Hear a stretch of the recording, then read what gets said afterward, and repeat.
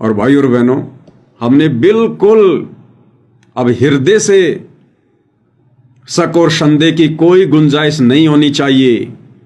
चाहे साक्षात काल ब्रह्म भी छल बल करके हमें इस भक्ति मार्ग से डगमग करने का प्रयास क्यों ना करे, गुरु को मानुष मनवाने का प्रयास क्यों ना करे, चाहे वो काल ब्रह्म स्वयं या अपने दूतों के माध्यम से। और उसके लिए भाई और बहनों कोई गुंजाइश नहीं रहेगी, कोई गुंजाइश।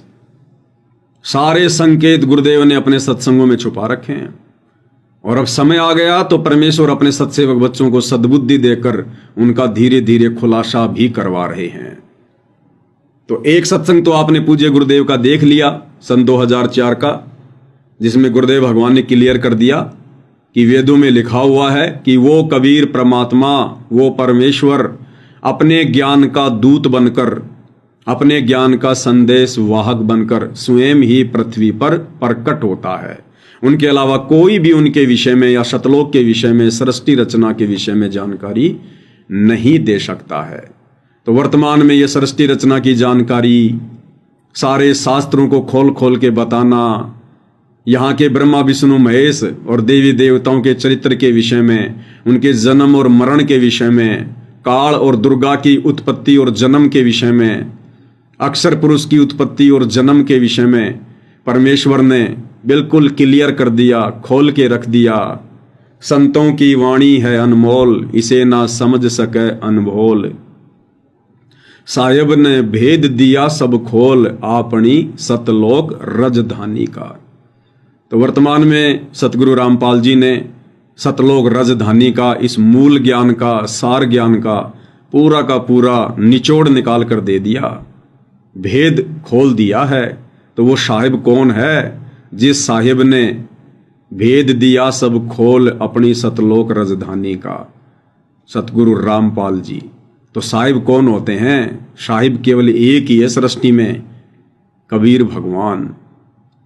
और इसके अलावा भाई और बहनों, एक सत्संग पूज्य गुरुदेव भगवान के मुख कमल से जो बिल्कुल क्लियर कर देंगे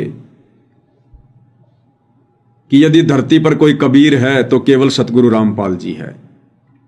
और हर युग में यही परमात्मा जिंदा महात्मा का रूप बनाकर आता है, गुरु रूप में जिंदा बाबा बनकर आते हैं ये परमात्मा।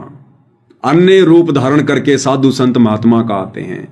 इनके अलावा कोई भी नहीं है जो हमें काल लोक से निकालने की चेष्टा कर सकता है। क्योंकि गुरुदेव सत्संगों में बताते हैं कि बच्चों, अपनों का दर्द अपनों को होता है, अपनों का दर्द अपनों को होता है। तो ये हमारे अपने हैं, ये हमारी माँ भी है, हमारे पिता भी हैं, हमारे भाई बंधु रिश्तेदार वाला रोल भी यही परमात्मा करते हैं।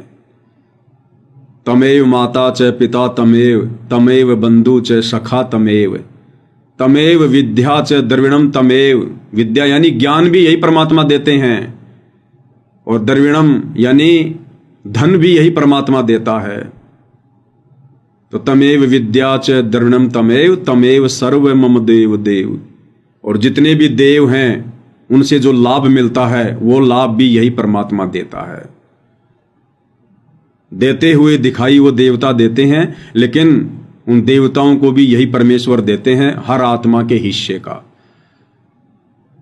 जिस प्रकार फैक्ट्री का मालिक गुप्त रहता है, वो बहुत ही कम समय के लिए फैक्ट्री में आता है, घंटा आध घंटा, और आकर सीधा ऑफिस में बैठ जाएगा और वहीं से अपनी गाड़ी में बैठकर वापस चला जाएगा। और जब मजदूरों को सैलरी देनी होती है तो वहां का मैनेजर सबको सैलरी बांटता है।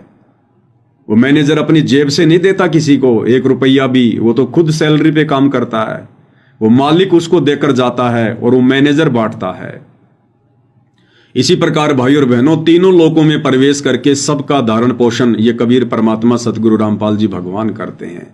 लेकिन इन्होंने ब्रह्मा विष्णु महेश के माध्यम से एक सिस्टम बना रखा है, उस सिस्टम के माध्यम से ये अपना सारा कार्य करते हैं।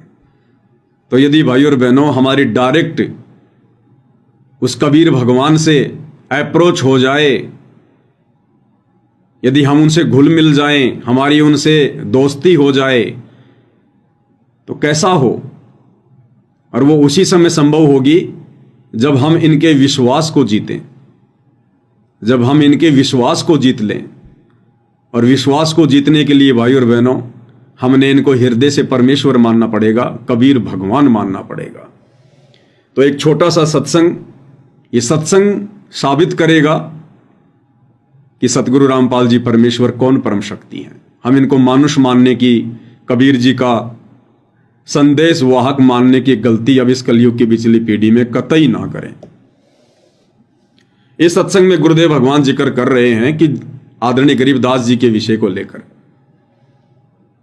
जब सतगुरु रामपाल जी अर्थात कबीर परमात्मा एक जिंदा बाबा के रूप में आदरणीय गरीबदास जी को मिले, उसके बाद उनको सचखंड लेकर गए। रास्ते में उनको ब्रह्मा विष्णु महेश के लोक दिखाए, धर्मराय के पास लेकर गए, जो धर्मराज सबका अकाउंट करता, हिसाब किताब रखता है, ब्रह्मा विष्णु महेश का भी। और गुरुदेव भगवान ने बताया कि पुण्यात्माओं, जब तुम्हारा शरीर छूटेगा तुम्हें महसूस भी नहीं होगा कि तुम्हारी मृत्यु हो चुकी है। तुम तो आराम से रात्रि में सोओगे या दिन में सोओगे, और सौपन जैसा होगा कि जैसे हम गुरुजी के साथ में कहीं सत्संग में जा रहे हैं, आगे आगे गुरुदेव, पीछे पीछे हम, और उधर से घर वाले सोचेंगे ये मर गया मर गया मर गया। तो इस प्रकार से गुरुदेव भगवान अपने मर्यादित भगत का शरीर छुड़वाएंगे। ये पहचान होगी उस आत्मा की जो आत्मा सतलोक जाएगी, जिस आत्मा को महसूस भी नहीं होगा। परमात्मा रिंचक भर भी उस आत्मा को दर्द नहीं होने देंगे, कोई पीड़ा नहीं होने देंगे, उसकी हॉस्पिटल में मृत्यु नहीं होने देंगे, उसकी किसी बीमारी से या तड़प तड़प की मृत्यु नहीं होने देंगे, उस भगत की किसी एक्सीडेंट में मृत्यु नहीं होगी, लड़ाई झगड़े मार पिटाई में मृत्यु नहीं होगी। आराम से सोते सोते परमेश्वर उसकी आत्मा को निकाल कर ले जाएंगे। जैसे रात्रि को सोते समय हमें सौपन आते हैं, हमारा शरीर तो नीचे पड़ा होता है और हमारी आत्मा ऊपर ब्रह्मांडों की सैल करती रहती है, किसी दूसरे शहर में चली जाती है, नगर में चली जाती है। हम राजा बन जाते हैं, महाराजा बन जाते हैं, और शरीर हमारा कहीं पड़ा हुआ है। तो ऐसे परमेश्वर हमारी आत्मा को, शत भगत की आत्मा को, एक मर्यादित गुरु को परमात्मा मानकर भक्ति करने वाली आत्मा को परमेश्वर इस प्रकार से अपने साथ त्रिकुटी पर ले जाएंगे, ऊपर की यात्रा करवाएंगे। यह भी एक पहचान है कि उस भगत का मोक्ष हुआ या नहीं हुआ। बहुत सारे भाई बहन एक वीडियो भेज देते हैं नादानी में, जब दास ये बात कहता है कि वे अभी तक तो किसी का मोक्ष हुआ नहीं है, ना सतयुग में किसी का मोक्ष हुआ, ना त्रेता में किसी का मोक्ष हुआ, ना द्वापर में किसी का मोक्ष हुआ, ना कलयुग की प्रथम पीढ़ी में किसी का मोक्ष हुआ। कलयुग की प्रथम पीढ़ी के विषय में तो गुरुदेव ने बिल्कुल क्लियर ही कर रखा कि 64 के 64 लाख फैल हो गए। और ना ही सन 1994 से, और आज कितनी तारीख है भाई और बहनों, देख लो, आज 19 सितंबर है या 20 सितंबर है 2025, आज की डेट तक भी सतयुग से लेकर आज 19 या 20 सितंबर 2025 तक भी किसी का मोक्ष नहीं हुआ है। क्योंकि अभी तक गुरुदेव भगवान ने उस सार शब्द की किसी आत्मा के ऊपर दया बख्शी नहीं है। अभी तक भी एक भी प्राणी सतगुरु रामपाल जी की संगत में पूर्ण मोक्ष प्राप्ति के योग्य हुआ ही नहीं है। योग्य करने के लिए तो साध संगतियां गुरुदेव भगवान ने शुरू करवाई हैं।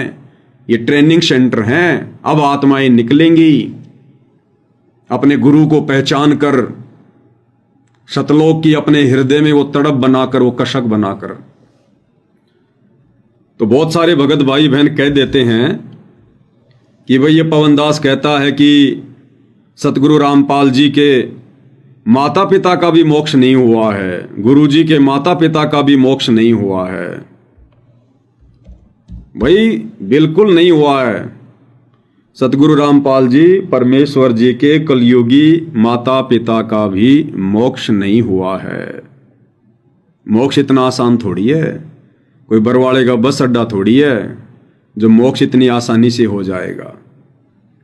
बहुत सारे भाई दास को एक वीडियो भेजते हैं विशेष संदेश वाला, जिसमें गुरुदेव भगवान कहते हैं कि माँ तो चिंता ना कर, अब की बार तेरे को ठेठ शतलोक छोड़ के आऊंगा, चिंता ना कर, विमान में बैठ कर लेकर जाऊंगा।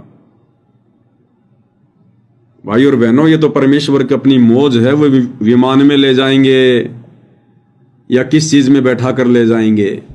लेकिन जहां बात आती है मोक्ष की, तो भाई मोक्ष अभी तक सतगुरु रामपाल जी परमेश्वर जी के मुंह बोले माता पिता का नहीं हुआ है, क्योंकि उन्होंने हृदय से और ज्ञान को आधार बनाकर कभी भी परमपिता परमेश्वर सतगुरु रामपाल जी भगवान को भगवान की दृष्टि से देखा ही नहीं। वो दोनों आत्माएं अंत तक उन्हें अपना बेटा ही मानती रही, अपने से उत्पन्न संतान ही मानती रही। और भाई और बहनों, मैं अपनी तरफ से कुछ नहीं कहता, दास जो भी बोलता है गुरुदेव के आशीर्वाद से उसके प्रमाण देता है, सतगुरु के मुख कमल से। अब साफ साफ नहीं कहेंगे गुरुदेव, साफ तो अपने बारे में नहीं कह रहे कि भाई मैं कबीर भगवान हूं। स्वयं कबीर होते हुए भी अपने विषय में ही परमात्मा नहीं कहते, तो बाकी संकेत भैया इतने खुले खुले कैसे दे देंगे। तो उन बातों को समझने के लिए गुरुदेव ने तत्व ज्ञान दिया है और अपने सत्संगों में समय समय पर संकेत कर दिया है। तो दास आपको क्यों कह रहा है ये बात, गुरुदेव के मुख कमल से आपको सुनाता हूं। ये सत्संग है और ये सत्संग 2014 का है। कब का है? 2014। और 2014 तक भी सतगुरु रामपाल जी परमेश्वर जी के माता पिता, उनके मुंह बोले माता पिता, उनकी मुंह बोली माता इंद्रोमाई और उनके मुंह बोले पिता भगत नंदराम, उन्होंने कभी भी अपने गुरु की पूजा नहीं की। कभी भी उन्होंने अपने गुरु की पूजा नहीं की। भले उन्होंने नाम उपदेश ले रखा था, दीक्षा ले रखी थी, आश्रम में भी रहते थे, गुरु जी को परमात्मा परमात्मा भी कहते थे, लेकिन कभी भी उन्होंने हृदय से अपने गुरुदेव की पूजा नहीं की। कभी माना ही नहीं उनको परमात्मा, उनको भगवान। इसलिए सन 2014 के इस सत्संग में गुरुदेव भगवान ने अपनी माता जी के विषय में बिल्कुल क्लियर कर दिया कि मेरी माता जी तो नेकी राम की पुजारी है, नेकी राम की। मेरी माता जी, मेरे मामा जी और मेरे नाना जी, ये उस नेकी राम के पुजारी हैं, नेकी राम के। आप खुद सुन लिए भाई और बहनों, ये संकेत होते हैं गुरुदेव भगवान के। क्या कह रहे हैं परमात्मा? सिद्धि हो पवन स्वरूपी, एक सिद्धि हो वह अनुरूपी, एक सिद्धि निस्वा सिर जागे, एक सिद्धि सेवक हो आगे। अब देखो, एक सिद्धि निस्वा सिर जागे, दिन रात जागे। यह सिद्धि होगी, दिन रात उसको नींद नहीं आती, बैठा रहता है।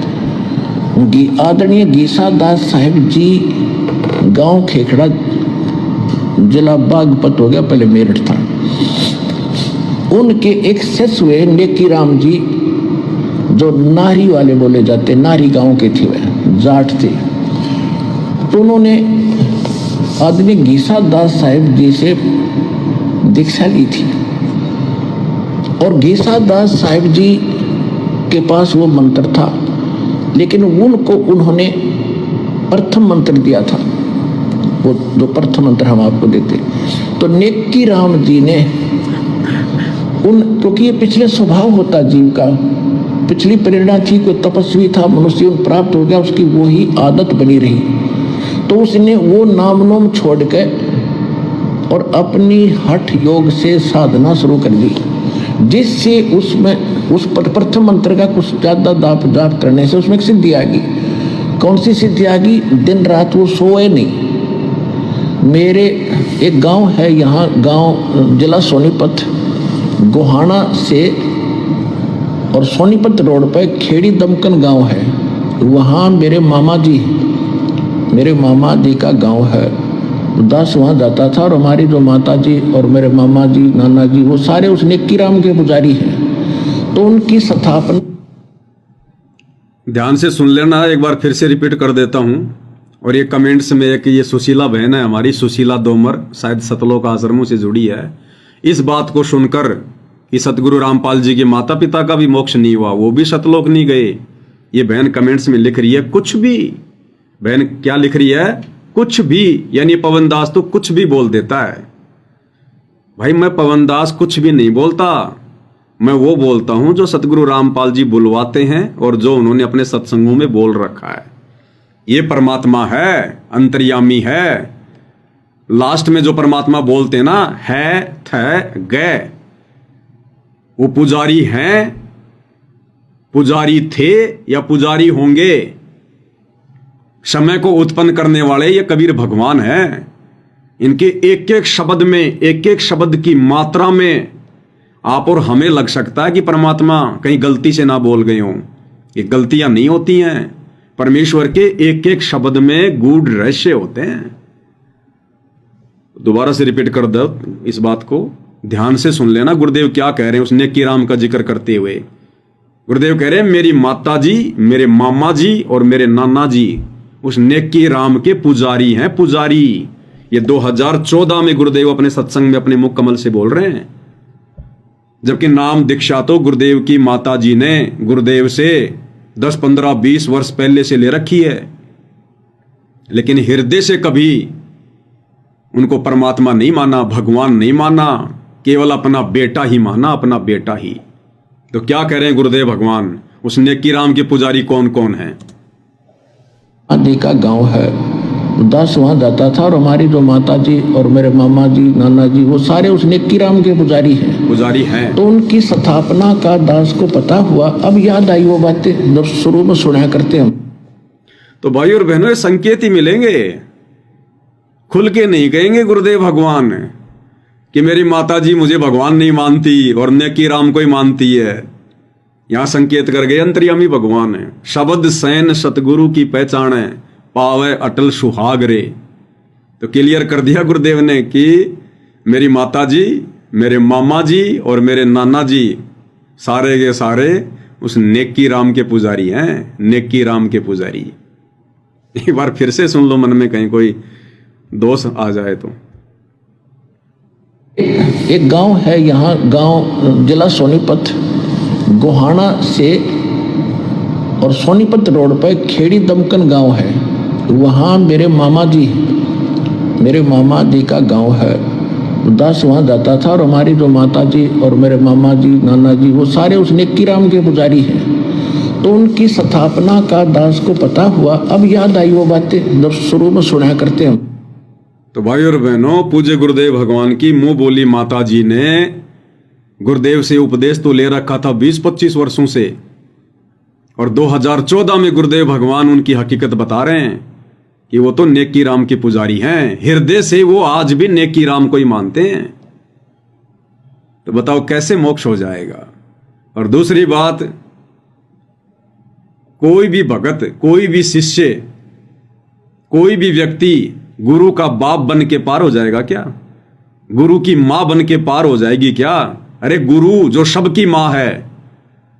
हम नित्य नियम में पढ़ते हैं जगदम्बा जगदीशम मंगल रूप मुरारी। जगदम्बा का क्या अर्थ किया गुरुदेव ने?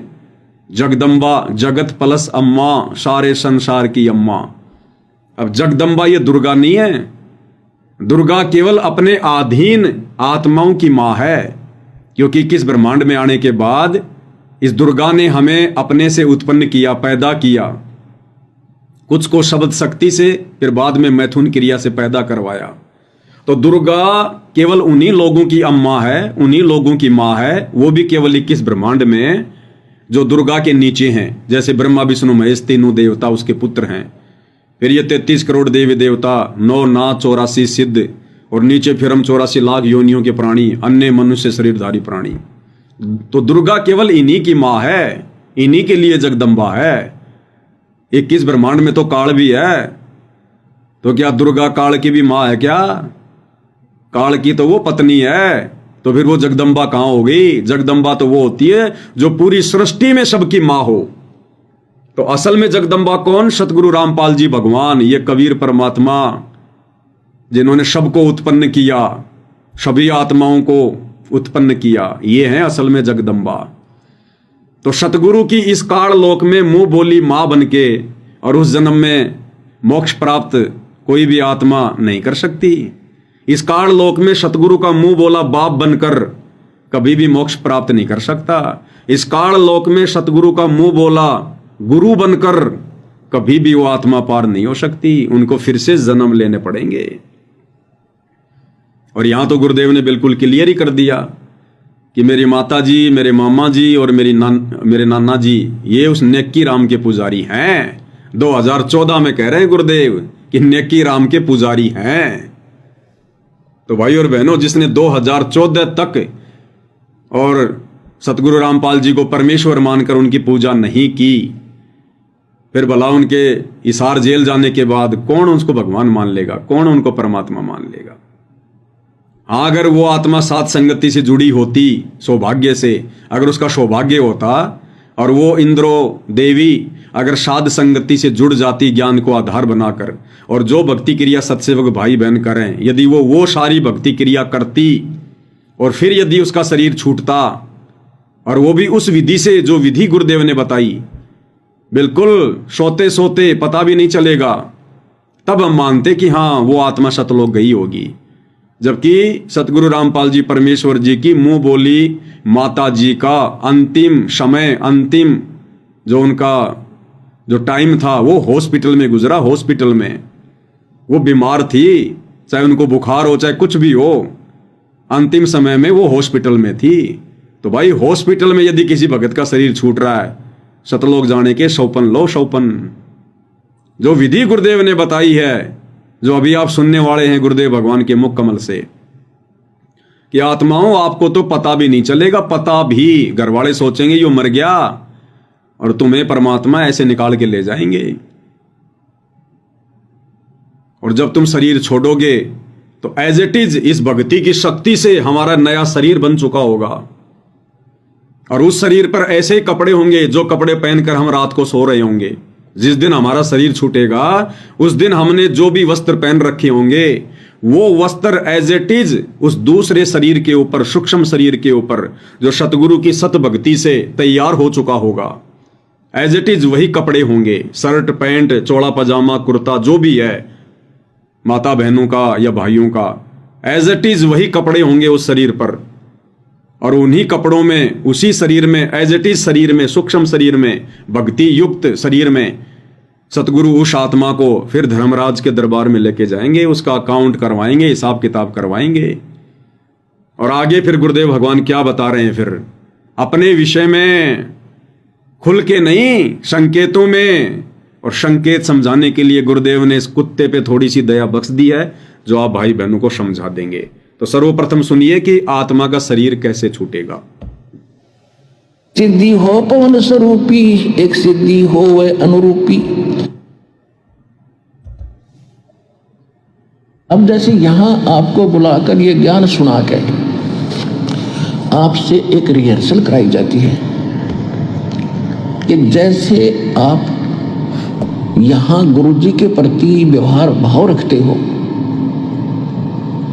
तो यही आपका, जैसे यहां से चलोगे जब सौपन सा होगा, आपको नहीं लगेगी हमारी मृत्यु होगी या हमें कोई परेशानी हुई या नहीं। आप तो आसानी से जाओगे, जैसे कहीं सत्संग में जा रहे हैं और यहाँ लोग समझे ये मर गया, शरीर छोड़ा है, तो एक जैसे सर्प कांचली छोड़ जाता ऊपर से, वह कैंचली छोड़ दिया आपने। ओरिजिनल बॉडी आपकी और न्यारी है, इसके अंदर सूक्ष्म शरीर, और उसके अंदर भक्ति प्रभाव से as it is ditto copy हो जाती है इसकी, एज इट इज। यही वस्त्र आप पर बने रहेंगे जो आप डेली पहना करते थे, और एज इट इज वो कॉपी हो जाएगी। ये जैसे सर्प की कांचली सर्प जैसी ही होती है।